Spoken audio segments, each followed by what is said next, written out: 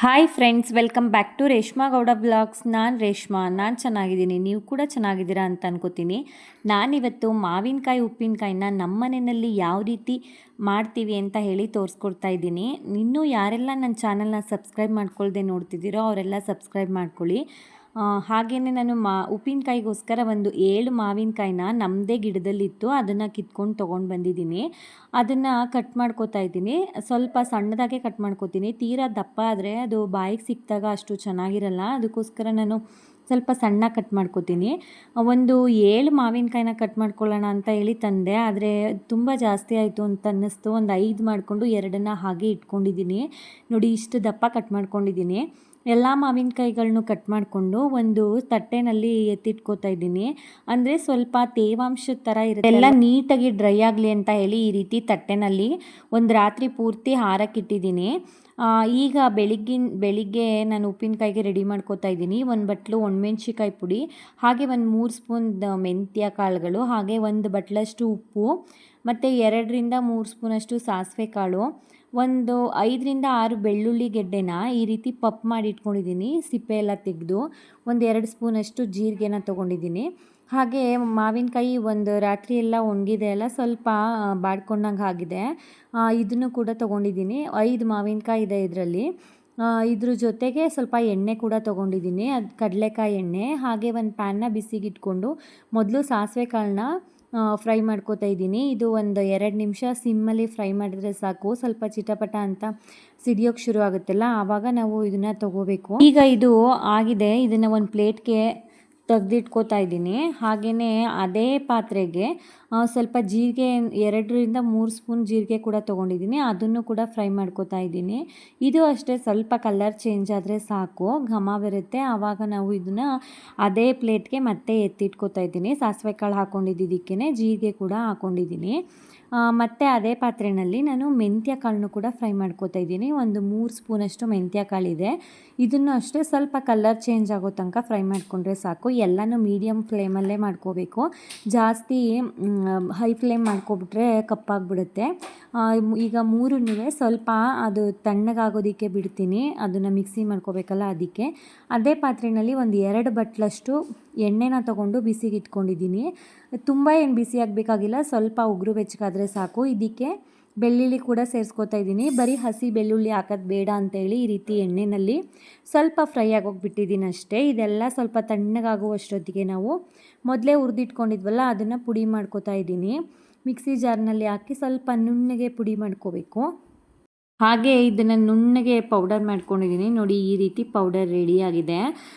ಈಗ ನಾವು ಉಪ್ಪಿನಕಾಯಿ ಹಾಕೊಳ್ಳೋದಕ್ಕೆ ಅಂತ ಒಂದು ಪ್ಲಾಸ್ಟಿಕ್ ಬೌಲ್ನ ತೊಗೊಂಡಿದ್ದೀನಿ. ಪ್ಲಾಸ್ಟಿಕ್ ಬಳಸಬೇಕು, ಇಲ್ಲ ಗಾಜು ಇಲ್ಲ ಪಿಂಗಾಣಿನಲ್ಲಿ ಇದನ್ನು ಮಾಡ್ಕೋಬೇಕು. ಸ್ಟೀಲು ಮತ್ತು ಸಿಲ್ವರು ಈ ರೀತಿ ಯಾವುದಾದ್ರೂ ಪಾತ್ರೆಗಳನ್ನ ತೊಗೊಂಡ್ರೆ ಅದು ಹಾಳಾಗಿಬಿಡುತ್ತೆ. ಉಪ್ಪೆಲ್ಲ ಹಿಡ್ಕೊಂಡು ಪಾತ್ರೆ ಚೆನ್ನಾಗಿ ಒಂದು ಓವರ್ನೈಟ್ ಏನಾದರೂ ಅದರಲ್ಲಿಟ್ಟರೆ ಪೂರ್ತಿ ಪಾತ್ರೆ ಹಾಳಾಗಿಬಿಟ್ಟಿರುತ್ತೆ, ಉಪ್ಪಿನಕಾಯಿ ಕೂಡ ಹಾಳಾಗುತ್ತೆ. ಅದಕ್ಕೋಸ್ಕರ ಈ ರೀತಿ ಒಂದು ಪ್ಲಾಸ್ಟಿಕ್ ಬೌಲ್ನ ತೊಗೊಂಡು ಅದಕ್ಕೆ ಉಪ್ಪನ್ನ ಸೇರಿಸ್ಕೋತಾ ಇದ್ದೀನಿ. ಹಾಗೆ ಒಣಮೆಣ್ಸಿಕಾಯಿ ಪುಡಿ ಕೂಡ ಸೇರಿಸ್ಕೊಂಡೆ, ಮತ್ತು ನಾವು ಪೌಡರ್ ಮಾಡಿ ಇಟ್ಕೊಂಡಿದ್ವಲ್ಲ ಅದನ್ನು ಕೂಡ ಸೇರಿಸ್ಕೊಂಡಿದ್ದೀನಿ. ಇಷ್ಟನ್ನು ನಾನು ಒಂದು ಒಳ್ಳೆ ಮಿಕ್ಸ್ ಕೊಡ್ತಾ ಇದ್ದೀನಿ. ನೀಟಾಗಿ ಎಲ್ಲದಕ್ಕೂ ಸ್ಪ್ರೆಡ್ ಆಗೋ ರೀತಿಯಲ್ಲಿ ಮಿಕ್ಸ್ ಮಾಡಿಕೊಂಡು ಒಂದು ಮರದ ಸ್ಪ್ಯಾಚುಲ ತೊಗೊಂಡಿದ್ದೀನಿ. ಯಾಕೆ ಅಂತಂದರೆ ಸ್ಟೀಲೂ ಏನು ಅಷ್ಟೊಂದು ಚೆನ್ನಾಗಿರಲ್ಲ.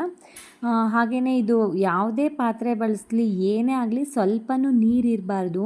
ನೀಟಾಗಿ ಡ್ರೈ ಆಗಿರುವಂತಹ ಪಾತ್ರೆನ, ನೀಟಾಗಿ ಡ್ರೈ ಆಗಿರುವಂಥ ಸ್ಪೂನ್ನೇ ಬಳಸಿ. ಮಾವಿನಕಾಯಲ್ಲೂ ಅಷ್ಟೇ ತೇವ ಇರಬಾರ್ದು. ಯಾವುದೇ ಪದಾರ್ಥದಲ್ಲೂ ಒಂದು ಹನಿ ನೀರು ಇಲ್ಲದೇ ಇರುವಂಥ ರೀತಿ ಬಳಸ್ಕೊಂಡ್ರೆ ನಾವು ವರ್ಷ ಪೂರ್ತಿ ಆರಾಮಾಗಿ ಇಟ್ಕೋಬೋದು. ಹಾಗೆ ಎಣ್ಣೆ ಮತ್ತು ಬೆಳ್ಳುಳ್ಳಿ ಫ್ರೈ ಆಗಿತ್ತಲ್ಲ, ಅದನ್ನು ಕೂಡ ಫೈನಲಾಗಿ ಸೇರಿಸ್ಕೊತಾ ಇದ್ದೀನಿ. ಸೇರಿಸ್ಕೊಂಡು ಈಗ ನೀಟಾಗಿ ಇನ್ನೊಂದು ಸಾರಿ ಮಿಕ್ಸ್ ಕೊಟ್ಕೋತಾ ಇದ್ದೀನಿ. ಈ ರೀತಿ ಮಾಡಿಕೊಂಡ್ರೆ ಉಪ್ಪಿನಕಾಯಿ ಒಂದು ವರ್ಷ ಪೂರ್ತಿ ಇಟ್ಟರೂ ಹಾಳಾಗೋದಿಲ್ಲ. ಈ ಮೆಥಡ್ನ ಫಾಲೋ ಮಾಡಿ, ಮುಂದಿನ ವರ್ಷದ ತನಕನೂ ಇರುತ್ತೆ. ಮತ್ತು ಮಾವಿನಕಾಯಿ ಸೀಸನ್ ಬರುವಷ್ಟೊತ್ತಿಗೆ ನೀಟಾಗಿ ಖಾಲಿಯಾಗಿರುತ್ತೆ. ನಮ್ಮ ಮನೆಗೆ ಇಷ್ಟು ಉಪ್ಪಿನಕಾಯಿ ಸಾಕು, ಯಾಕೆಂದರೆ ಇದ್ರ ಜೊತೆ ನಾವು ನಿಂಬೆಹಣ್ಣಿನ ಉಪ್ಪಿನಕಾಯಿ ಕೂಡ ಮಾಡ್ಕೋತೀವಿ.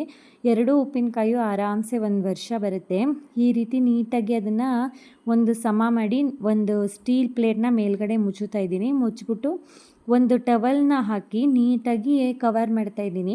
ಯಾಕೆಂದರೆ ಯಾವುದೇ ರೀತಿ ನೀರಾಗಲಿ ಧೂಳಾಗಲಿ ಒಳಗಡೆ ಹೋಗೋದು ಬೇಡ ಅಂತ ಹೇಳ್ಬಿಟ್ಟು ಅಡುಗೆ ಮನೆಯಲ್ಲೇ ಇಡೋದ್ರಿಂದ ತೇವದ ಕೈಯಲ್ಲಿ ಏನಾದರೂ ಮುಟ್ಬಿಟ್ರೆ ಇಲ್ಲ ನೀರೇನಾದರೂ ಹಾರಿದ್ರೆ ಅಂತ ಹೇಳಿ ಈ ರೀತಿ ಒಂದು ಬಟ್ಟೆನಲ್ಲಿ ಪ್ಯಾಕ್ ಮಾಡಿಬಿಟ್ಟು ಸ್ವಲ್ಪ ಭಾರವಾಗಿರೋ ವಸ್ತು ಇಡ್ತಾಯಿದ್ದೀನಿ. ಒಂದು ಕುಟಾಣಿನ ಮೇಲಿಟ್ಬಿಟ್ಟು ರೆಸ್ಟ್ ಮಾಡೋಕ್ಕೆ ಅಂತ ಇಟ್ಟಿದ್ದೀನಿ. ಇವತ್ತಿನ ಬೆಳಿಗ್ಗೆ ಕಲಿಸಿದ್ರೆ ನಾನು ನಾಳೆ ಬೆಳಿಗ್ಗೆ ತನಕ ಇದನ್ನು ಓಪನ್ ಮಾಡಿರಲ್ಲ, ಹಾಗೆ ಕ್ಲೋಸ್ ಮಾಡಿ ಒಂದು ಸೈಡಲ್ಲಿ ಇಟ್ಟಿದ್ದೆ. ನೋಡಿ ಇವಾಗ ನೆಕ್ಸ್ಟ್ ಡೇ ನಾನು ಓಪನ್ ಮಾಡ್ತಾಯಿದ್ದೀನಿ ಯಾವ ರೀತಿ ಇದೆ ಅಂತ.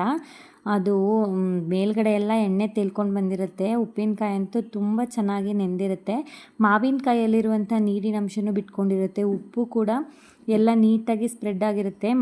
ನೀಟಾಗಿ ಆ ಖಾರ ಉಪ್ಪಿನ ಜೊತೆ ಬೆಂದಿರೋ ಉಪ್ಪಿನಕಾಯಿ ಎಷ್ಟು ಚೆನ್ನಾಗಾಗಿರುತ್ತೆ ಅಂದರೆ ತುಂಬಾ ಟೇಸ್ಟ್ ಅಂತೂ ಚೆನ್ನಾಗಿರುತ್ತೆ. ನೋಡಿ ಎಣ್ಣೆ ಎಲ್ಲ ಮೇಲೆ ತೇಲ್ ಬಂದಿದೆ.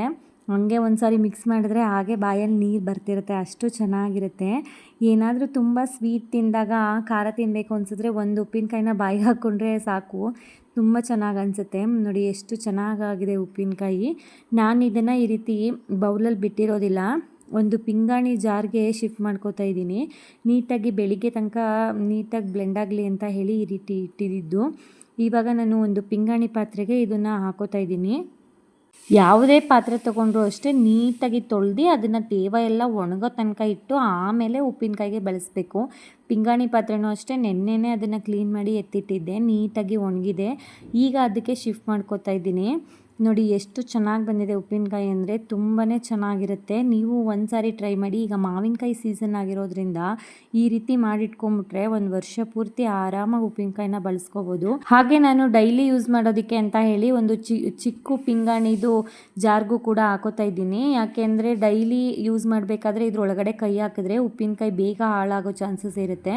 ಅದಕ್ಕೆ ಅಂತ ಹೇಳಿ ಈ ರೀತಿ ಒಂದು ಪುಟ್ಟು ಪಿಂಗಾಣಿದಕ್ಕೂ ಹಾಕ್ಕೊಂಡಿದ್ದೀನಿ. ಈ ರೀತಿ 2 ಜಾರ್ಗಳಿಗೆ ಉಪ್ಪಿನಕಾಯಿ ಆಯಿತು. 5 ಮಾವಿನಕಾಯಲ್ಲಿ ಒಂದು ವರ್ಷ ಪೂರ್ತಿ ಆಗುವಷ್ಟು ಉಪ್ಪಿನಕಾಯಿ ರೆಡಿಯಾಗಿದೆ. ಈ ವಿಡಿಯೋ ಇಷ್ಟ ಆದರೆ ಲೈಕ್ ಮಾಡಿ, ಶೇರ್ ಮಾಡಿ, ಸಬ್ಸ್ಕ್ರೈಬ್ ಮಾಡೋದನ್ನು ಮರಿಬೇಡಿ. Thank you all.